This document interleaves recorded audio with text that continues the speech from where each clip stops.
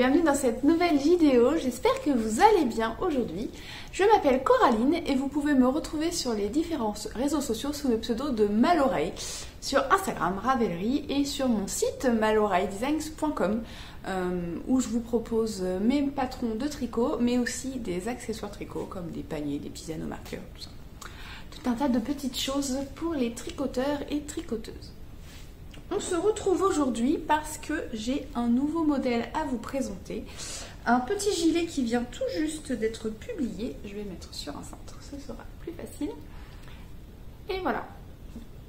Donc il s'agit du gilet Naema. Un petit gilet tout simple, tricoté, enfin tout simple. Qui paraît simple, avec un petit motif ajouré sur le devant. Et une construction un petit peu particulière. Donc je vous parle un peu du gilet et après je vous parle de la laine comme toujours. Donc ce gilet, c'est un gilet drop shoulders qui se tricote du haut vers le bas. Il a une petite construction particulière tout simplement parce que sur l'épaule, alors vous n'allez pas voir avec le cintre, sur l'épaule on commence par une bande qui vient vraiment épouser la forme de l'épaule. Et donc on tricote une bande de chaque côté, puisqu'on a deux épaules. Et ensuite on se sert de ces bandes en fait pour relever les mailles, pour tricoter le dos. Donc le dos se tricote, donc on relève des mailles mais on monte aussi des mailles au milieu, parce que sinon ça ferait pas assez large. Et on tricote en jersey jusque sous l'emmanchure. On fait des augmentations pour créer les emmanchures. Donc c'est du jersey tout simple dans le dos. Ensuite on met les mailles en attente et on vient relever les devants. Donc les devants se tricotent de la même façon. On relève des mailles sur une des bandes et on vient tricoter en augmentant pour l'encolure. Donc je vous explique rang par rang dans le patron. Donc le patron, n'ayez pas peur quand si jamais vous tricotez ce gilet. Le patron contient plus de pages que mes patrons habituels, tout simplement parce que je vous explique rang par rang comment placer le motif. Parce qu'en fait, on a des rangs raccourcis pour bien former la forme de l'épaule. Et avec le diagramme, je trouvais ça un peu compliqué. Donc je vous ai écrit rang par rang cette partie, en fait, jusqu'à ce que vous ayez suffisamment de mailles. Sachant que suivant les tailles, en fait, le motif se place toujours pareil. Donc il est vraiment à ce niveau-là. Ce qui fait que suivant les tailles, vous allez avoir plus ou moins de jersey au niveau des bandes. Notamment pour les plus grandes tailles, il y aura plus de jersey et on vient intégrer le motif uniquement sur les derniers rangs. J'ai un truc dans les... donc voilà, je vous explique rang par rang cette partie-là. Une fois que vous avez suffisamment de mailles pour faire le motif, vous suivez la grille. Donc le motif est quand même très très simple, c'est juste de jeter des mailles ensemble pour ces trois motifs qui sont identiques. Et pour celui-ci, il y a une petite manipulation, mais j'ai trouvé un tuto vidéo sur YouTube, donc je vous l'ai inséré dans le patron. Donc voilà, on tricote donc en augmentant pour le col, et ensuite on vient augmenter pour les emmanchures, on met en attente, on fait le second devant, et une fois qu'on a fait les deux devants et que tout le monde est à la même hauteur, on rejoint le corps pour tricoter en aller-retour parce que c'est un gilet. Donc le motif se tricote uniquement sur l'endroit, en fait sur l'envers vous tricotez les mailles comme elles se présentent. Donc c'est séparé par des petites mailles envers. Et tout le reste est en jersey. Tout simple. Vous tricotez jusqu'en bas du corps et là en bas du corps on a une petite particularité. Donc on a des côtes pour finir le gilet, des côtes torse il me semble, oui, des côtes torse, des côtes de torse, et j'ai fait le choix de garder le motif sur le bas du gilet. Donc voilà, donc ça rend plutôt bien et ça se lisse plutôt bien avec la laine que j'ai utilisée. Une fois qu'on a fait ça, alors moi j'aime bien faire les bandes de boutonnage avant de faire les manches. Donc pour celui-ci, donc vous venez relever des mailles sur chacun des côtés séparément en faisant les trous pour les boutonnières sur le côté droit. Donc c'est pareil, c'est des côtes de torse. Et pour l'encolure, c'est une encolure ronde, un peu dégagée, mais enfin, voilà, voilà, les dégager. Un peu comme celui-ci. Et j'ai choisi de la terminer par un I-cord. J'ai des testeuses qui ont fait des bandes de côte, ça marche aussi. Ça marche aussi avec les bandes de côte. Après, ça dépend aussi si vous aimez quand c'est dégagé ou pas. Donc moi j'ai fait un I-cord. Donc l'i-cord il débute sur les bandes de boutonnage et se termine sur l'autre bande de boutonnage. Enfin boutonnière, boutonnage, je sais jamais. Pour les manches, donc ce sont des manches montées comme je vous le disais. Donc les manches montées, en fait on vient relever des mailles tout autour de l'emmanchure, reprendre les mailles de notre bande. Je vais vous refaire voir parce que vous allez voir qu'il n'y a pas de relevage à ce niveau là. On reprend les mailles qu'on avait laissées en attente et on relève des mailles de l'autre côté et on vient tricoter en aller-retour dans un premier temps pour former l'arrondi de l'épaule. Donc jusqu'ici, en fait, toute cette partie se tricote en aller-retour pour former la manche, un peu comme ce...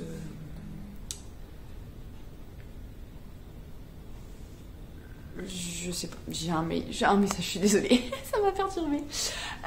Bref, donc oui, un peu comme ce pull, en fait, on tricote pour former l'arrondi de l'épaule.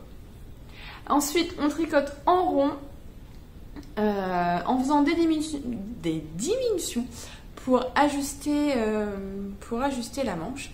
Et on termine par des côtes torse de 2, là aussi. Et on fait pareil pour l'autre manche.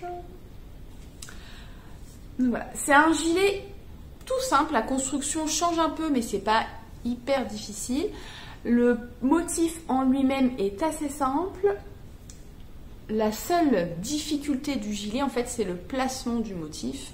Une fois que vous avez tout bien placé, ça va tout seul, mais voilà, il faut savoir... il faut arriver à placer son motif correctement. Donc normalement, si vous suivez les indications, ça devrait aller. J'espère. Sinon, si jamais vous avez des difficultés sur un patron, il ne faut pas hésiter à m'envoyer un mail. Dans les patrons, tout à la fin, vous avez une page récapitulative avec les tags, les endroits où vous pouvez me retrouver et m'envoyer l'adresse mail si jamais vous avez un souci.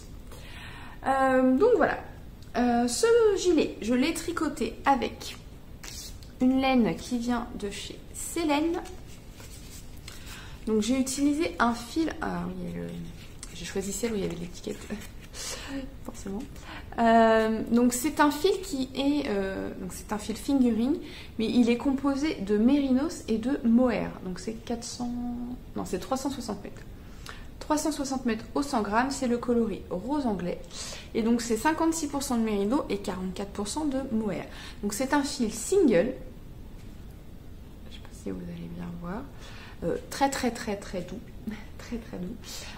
Donc l'avantage c'est qu'en fait on a le rendu d'un fil. Souvent on tricote un fil fingering et un fil mohair ensemble, ça donne une épaisseur d'écart.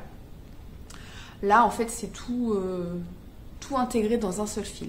Donc ça permet d'avoir la même douceur que le mélange fingering et mohair, mais dans un fil fingering. C'est plus simple je trouve parce que du coup on n'a pas besoin de tirer deux fils en même temps, parce que des fois les fils ne se dévitent pas à la même vitesse, enfin au même rythme, et du coup on est obligé un peu de tirer sur les pelotes pour que ça vienne. Donc là non, c'est pas le cas. C'est un peu plus clair que ce que vous voyez, ouais, c'est plus comme ça.